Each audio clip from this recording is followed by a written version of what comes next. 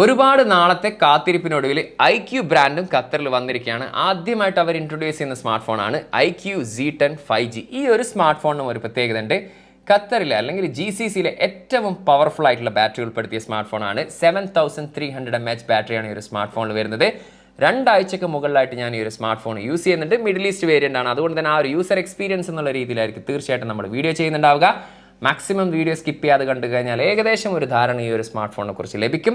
നിങ്ങൾക്ക് ഈ ഒരു സ്മാർട്ട് ഫോൺ സ്യൂട്ടബിൾ ആണോ ഇല്ലേ എന്നുള്ള കാര്യം തീർച്ചയായിട്ടും നിങ്ങൾക്ക് തന്നെ ചൂസ് ചെയ്യാവുന്നതാണ്. അപ്പോൾ സമയം കളയേണ്ട നമുക്ക് ഈ ഒരു സ്മാർട്ട് ഫോണിൻ്റെ വിശേഷങ്ങളിലേക്ക് കടക്കാം. ബോക്സിനകത്ത് സ്മാർട്ട് ഫോൺ കൂടാതെ ഒരു ട്രാൻസ്പെറൻറ്റ് GPU കേസ് വരുന്നുണ്ട്. 90 വാട്ട് 90 വാട്ടിൻ്റെ വിവോയുടെ flash charge adapter, Type A to Type C charging cable എന്നിവ 2 കളേഴ്സിലാണ് ഈ ഒരു സ്മാർട്ട് ഫോൺ അവൈലബിൾ ആകുന്നത്. നമ്മുടെ കയ്യിലുള്ളത് സിൽവർ കളറാണ്. ഇതുകൂടാതെ ബ്ലാക്കിലും അവൈലബിൾ ആണ്. ഡിസൈൻ ആൻഡ് ബിൽഡ് ക്വാളിറ്റി നോക്കുകയാണെങ്കിൽ പിറകിലും ബോഡി ഫ്രെയിമായിട്ട് യൂസ് ചെയ്തിരിക്കുന്ന പ്ലാസ്റ്റിക് മെറ്റീരിയലാണ്. മാറ്റ് ഫിനിഷ് ആണ് വരുന്നത്. ഈ ഒരു കളറിൽ സ്റ്റൈലായിട്ടുള്ള പാറ്റേൺ കാണാം. വലിയ ക്യാമറ മൊഡ്യൂളാണ് വരുന്നത്. ഈ ഒരു 2 ക്യാമറയും അതുപോലെ തന്നെ ഈ ഒരു താഴ്വശത്തായിട്ടുള്ളത് IR ബ്ലാസ്റ്റർ സെൻസറാണ് വരുന്നത്. 7.9 mm ബോഡി തിക്നെസ്സും 199 ഗ്രാമാണ് ബോഡി വെയിറ്റ് വരുന്നത്. ഈ ഒരു ബാറ്ററി കപ്പാസിറ്റി വെച്ച് നോക്കുമ്പോൾ ഈ ഒരു സ്മാർട്ട് ഫോൺ അത്യാവശ്യം സ്ലിം ആയിട്ടുള്ള ഒരു സ്മാർട്ട് ഫോൺ എന്ന് തന്നെ പറയാൻ സാധിക്കും. അതുപോലെ തന്നെ കർവ്ഡ് ഡിസൈനാണ് പിറകിൽ ഉപയോഗിച്ചിരിക്കുന്നത്. അതുകൊണ്ട് തന്നെ നല്ല രീതിയിൽ ഈ ഒരു സ്മാർട്ട് ഫോൺ ഹാൻഡിൽ ചെയ്യാൻ സാധിക്കുന്നുണ്ട്. റൈറ്റ് സൈഡിലാണ് പവർ ബട്ടണും വോളിയം റോക്കേഴ്സ് ഉൾപ്പെടുത്തിയിരിക്കുന്നത്. മുകൾ വശത്തായിട്ട് noise cancellation mic, left side complete blank ആണ്. താഴ്വശത്താണ് സിം ട്രേ വരുന്നത്. ഒരേ സമയം 2 നാനോ സിം കാർഡാണ് യൂസ് ചെയ്യാൻ സാധിക്കുക. മെമ്മറി കാർഡ് ഓപ്ഷൻ ഇല്ല. Internal mic, Type C charging port, സ്പീക്കറുകൾ, ഇത്രയും കാര്യങ്ങളാണ് നമുക്ക് ഒറ്റ നോട്ടിൽ ഡിസൈനിൽ കാണാൻ സാധിക്കുന്നത്. ഇതുകൂടാതെ IP65 റേറ്റഡോട് കൂടിയിട്ടുള്ള water and dust resistance smart phone കൂടിയാണ്. ഡിസ്പ്ലേ വരുന്നത് 6.77 ഇഞ്ചിന്റെ കോഡ് കർവ്ഡ് MOLED ഡിസ്പ്ലേ ആണ്. 3D കർവ്ഡ് അല്ല, ചെറുതായിട്ടുള്ള ഒരു കർവാണ്. അതുപോലെ തന്നെ ഫുൾ HD+ ആണ് റെസൊല്യൂഷൻ. 120 Hz റിഫ്രഷ് റേറ്റോട് കൂടിയിട്ടുള്ള ഡിസ്പ്ലേ ആണ്. 1300 നിറ്റ്സ് ആണ് ഹൈ ബ്രൈറ്റ്നസ് മോഡ് വരുന്നെങ്കിൽ 5000 നിറ്റ്സ് ആണ് ഇതിന്റെ പീക്ക് ബ്രൈറ്റ്നസ് ലെവൽ വരുന്നത്. അതുകൊണ്ട് തന്നെ പുറത്തൊക്കെ പോയാലും ഏതൊരു സിറ്റുവേഷനിലും കാര്യങ്ങളൊക്കെ നല്ല രീതിയിൽ റീഡ് ചെയ്യാൻ സാധിക്കുന്നുണ്ട്. HDR10+ ഇതിൽ സപ്പോർട്ടാണ്. 10-bit ഡിസ്പ്ലേ ആയതുകൊണ്ട് തന്നെ. അതുപോലെ ആമസോണിൻ്റെ നെറ്റ്ഫ്ലിക്സിൻ്റെയും HDR കണ്ടന്റും ഇതിൽ സപ്പോർട്ടാണ്. 3840 ഹെഡ്സിൻ്റെ PWM ഡിമ്മിംഗ് ടെക്നോളജി യൂസ് ചെയ്തതുകൊണ്ട് തന്നെ ലോ ലൈറ്റിലൊക്കെ നമുക്ക് ഈ ഒരു സ്മാർട്ട് ഫോൺ യൂസ് ചെയ്യുമ്പോൾ താരതമ്യേന ഫ്ലിക്കറിങ് കുറവായതുകൊണ്ട് തന്നെ നമുക്ക് കണ്ണിനുണ്ടാകുന്ന സ്ട്രെയിനും കാര്യങ്ങളൊക്കെ കുറവായിരിക്കും. അതുപോലെ തന്നെ നല്ല വൈബ്രൻ്റ് ആയിട്ടുള്ള കളർഫുൾ ആയിട്ടുള്ള വിഷ്വൽസും കാര്യങ്ങളൊക്കെ ആസ്വദിക്കാൻ സാധിക്കും. താരതമ്യേന ബെസൽ കുറവായതുകൊണ്ട് തന്നെ ശരിക്കും ഒരു ഫുൾ വ്യൂ എക്സ്പീരിയൻസ് എന്നുള്ള രീതിയിൽ നല്ല കിടിലൻ ഈ ഒരു വ്യൂസും കാര്യങ്ങളൊക്കെ നമുക്ക് ഈ ഒരു ഡിസ്പ്ലേയിൽ ആസ്വദിക്കാൻ സാധിക്കും. പെർഫോമൻസ് സൈഡിനെ കുറിച്ച് പറയാനാണെങ്കിൽ Qualcomm Snapdragon 7S Gen 3 എന്ന് പറയുന്ന 5G പ്രോസസ്സറാണ് ഈ ഒരു സ്മാർട്ട് ഫോൺ വരുന്നത്.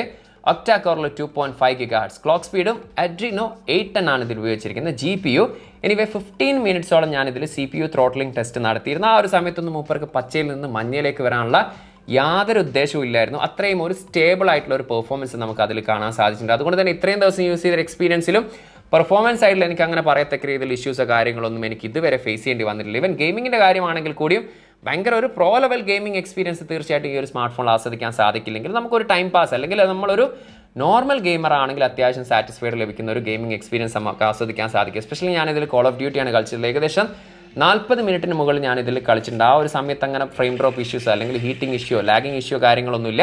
നല്ല രീതിയിൽ തന്നെ ഗെയിം കളിക്കാൻ സാധിച്ചിട്ടുണ്ട്. കാരണം ഇതിൽ 7800 mm² ആ ഒരു ഗ്രാഫിക്സ് ഷീറ്റ്, ആ ഒരു കൂളിംഗ് സിസ്റ്റം ഉൾപ്പെടുത്തിയതുകൊണ്ട് തന്നെ നമുക്കൊരു ഹീറ്റിംഗ് ഇഷ്യൂ എന്നുള്ള രീതിയിൽ ഇതുവരെ എനിക്ക് ഫേസ് ചെയ്യേണ്ടി വന്നിട്ടില്ല. ഖത്തറിൽ ഒരൊറ്റ മെമ്മറി വേരിയന്റിലാണ് ഈ ഒരു സ്മാർട്ട് ഫോൺ അവൈലബിൾ ആകുന്നത്. 12GB റാമിൽ 256GB LPDDR4X റാം ടൈപ്പിൽ UFS ടൈപ്പ് വരുന്നത് 2.2 ആണ് വരുന്നത്. മെമ്മറി കാർഡ് ഇടാനുള്ള ഒരു ഓപ്ഷൻ ഇല്ല. അതുപോലെ തന്നെ കണക്ടിവിറ്റിയുടെ സൈഡിലേക്ക് വന്നു കഴിഞ്ഞാൽ ഡ്യുവൽ 5G ബാൻഡ് ഇതിൽ സപ്പോർട്ടാണ്. ഡ്യുവൽ 4G LTE ഇതിൽ സപ്പോർട്ടാണ്. വൈഫൈയുടെ 6 ആണ് ഇതിൽ വരുന്നത്. ബ്ലൂടൂത്തിൻ്റെ 5.2 ആണ് വരുന്നത്. അതുപോലെ തന്നെ IR ബ്ലാസ്റ്റർ ഈ ഒരു സ്മാർട്ട് ഫോണിൽ സപ്പോർട്ടാണ്. ഇന്ത്യൻ വേരിയന്റിൽ NFC സപ്പോർട്ടല്ല, പക്ഷേ ഈ ഒരു മിഡിൽ ഈസ്റ്റ് വേരിയന്റിൽ NFC-യും സപ്പോർട്ടാണ്. ആൻഡ്രോയിഡ് 15 ബേസ്ഡ് FunTouchOS 15ലാണ് ഈ ഒരു സ്മാർട്ട് ഫോൺ പ്രവർത്തിക്കുന്നത്. 2 വർഷത്തെ സോഫ്റ്റ്വെയർ അപ്ഡേറ്റ്, 3 വർഷത്തെ സെക്യൂരിറ്റി പാച്ച് അപ്ഡേറ്റ് ആണ് കമ്പനി പ്രോമിസ് ചെയ്തിരിക്കുന്നത്. ആസ് യൂഷ്വൽ ചെറുതായിട്ടുള്ള രീതിയിലുള്ള ബ്ലോട്ടേഴ്സും ആഡ്വേഴ്സും ഒക്കെ നമുക്ക് ഇതിൽ കാണാൻ സാധിക്കും. ഇത്തിരി സമയം സ്പെൻഡ് ചെയ്യുകയാണെങ്കിൽ നമുക്ക് വേണ്ടാത്ത ആപ്ലിക്കേഷനും കാര്യങ്ങളൊക്കെ ഇതിൽ നിന്ന് അൺഇൻസ്റ്റാൾ ചെയ്യാൻ സാധിക്കുന്നതാണ്. അതുപോലെ തന്നെ ഗൂഗിൾ ജെമിനി ഉൾപ്പെടെയുള്ള ചില AI ഫീച്ചേഴ്സും കാര്യങ്ങളൊക്കെ നമുക്ക് ഈ ഒരു സ്മാർട്ട് ഫോണിന് സപ്പോർട്ടാണ്. ഇതുവരെയുള്ള ഒരു എക്സ്പീരിയൻസ് പറയാനാണെങ്കിൽ അങ്ങനെ പറയത്തക്ക രീതിയിലുള്ള ഇഷ്യൂസോ കാര്യങ്ങളൊന്നും ഇല്ലാതെ അത്യാവശ്യം സ്മൂത്ത് ആൻഡ് ഫാസ്റ്റ് ആയിട്ടുള്ള രീതിയിൽ തന്നെ സോഫ്റ്റ്വെയർ എക്സ്പീരിയൻസും എനിക്ക് കാണാൻ സാധിച്ചിട്ടുണ്ട്. ഏറ്റവും ഹൈലൈറ്റ് ബാറ്ററി തന്നെയാണ്. 7300 mAh ബാറ്ററിയാണ്. സിലിക്കൺ കാർബൺ ബാറ്ററിയാണ് വരുന്നത്. അതുപോലെ തന്നെ 90 വാട്ടിൻ്റെ ചാർജറാണ് നമുക്ക് ഇതിൻ്റെ കൂടെ ലഭിക്കുന്നത്.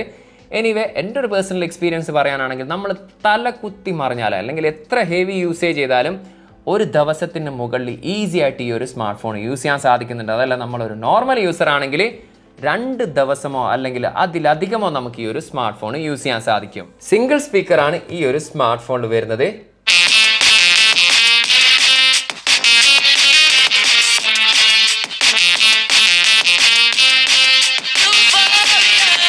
സിംഗിൾ സ്പീക്കർ ആയതുകൊണ്ട് തന്നെ ഭയങ്കര ഒരു ലൗഡി അല്ല. ഡ്യുവൽ സ്റ്റീരിയോ സ്പീക്കർ കൊടുത്തിരുന്നെങ്കിൽ കുറച്ചും കൂടി നന്നായതിന്. ഒരു ഡീസൻറ്റ് സ്പീക്കർ എന്നുള്ള രീതിയിൽ മാത്രമേ ഫീൽ ചെയ്തിട്ടുള്ളൂ. ഒപ്റ്റിക്കൽ സെൻസറോട് കൂടിയിട്ടുള്ള ഇൻ ഡിസ്പ്ലേ ഫിംഗർ പ്രിന്റ് സ്കാനറാണ് ഈ ഒരു സ്മാർട്ട് ഫോണിൽ വരുന്നത്. വളരെ ഫാസ്റ്റ് ആൻഡ് ആക്യുറേറ്റ് ആയിട്ട് നമുക്ക് ഫിംഗർ ലോക്ക് വർക്ക് ചെയ്യാൻ കാണാൻ സാധിക്കും. 2D ഫേസ് ലോക്കാണ് യൂസ് ചെയ്തിരിക്കുന്നത്. അതും വളരെ പെട്ടെന്ന് തന്നെ ഡിറ്റക്ട് ചെയ്യുന്നുണ്ട്.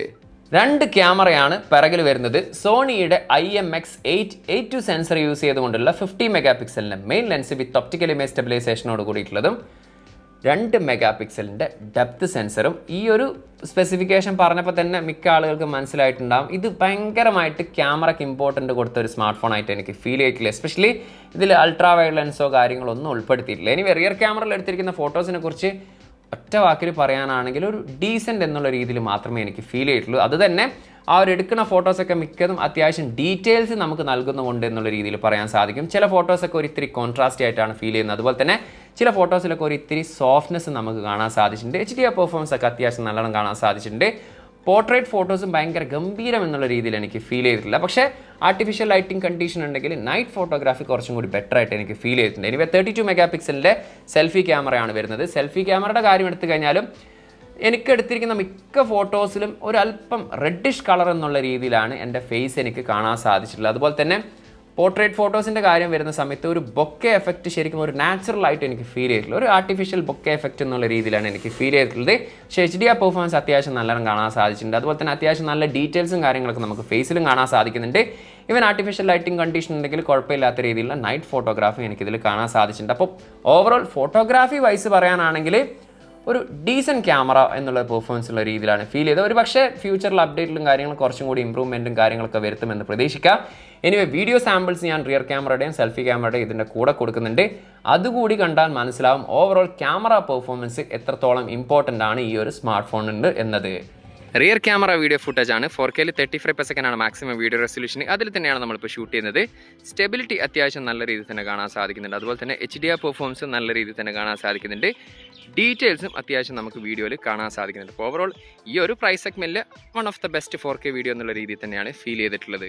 സെൽഫി വീഡിയോ ആണ്. 4K 30 ഫ്രെയിം പെർ സെക്കൻഡ് ആണ് മാക്സിമം വീഡിയോ റെസൊല്യൂഷൻ. റിയർ ക്യാമറയുടെ അത്ര സ്റ്റെബിലിറ്റി നമുക്കിതിൽ കാണാൻ സാധിക്കുന്നത്. അതുപോലെ തന്നെ കളേഴ്സും ഒരു ഇത്തിരി റെഡിഷ് എന്നുള്ള രീതിയിലാണ് ഫീൽ ചെയ്യുന്നത്.